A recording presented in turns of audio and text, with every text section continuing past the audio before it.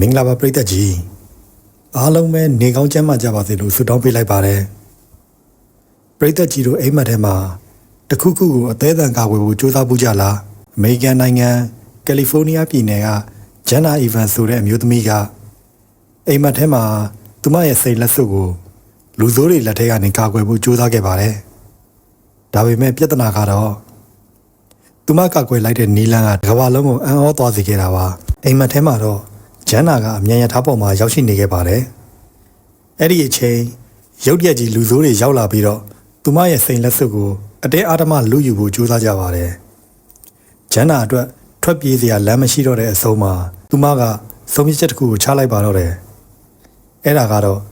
လက်စွပ်ကိုပါဇက်ထဲထည့်ပြီးမျိုးချပစ်လိုက်တာပါ။အဲ့ဒီနောက်အခုတော့မင်းတို့မရတော့ဘူးမို့လားဆိုပြီးတော့အိမ်မက်ထဲမှာပါသူမကအောင်ပွဲခံနေခဲ့သေးပါတယ်။မနက်မိုးလင်းလို့ဂျန်နာတယောက်နိုးလာတဲ့အခါအရာအလုံးကပုံမှန်တိုင်းပါပဲဒါပေမဲ့တခုတည်းတော့မူမမှန်တာကသူမရဲ့လက်တကြွယ်မှာလက်စွပ်မရှိတော့တာပါပဲ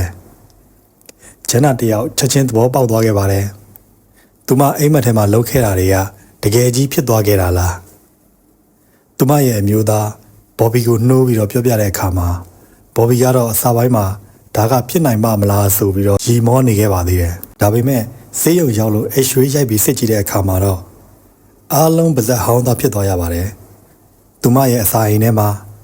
1.4ကာရက်ရှိတဲ့စိတ်လက်စွပ်ကြီးကထင်ထင်ရှားရှားကြီးကိုရှိနေတာပါ။ဆရာဝန်တွေတောင်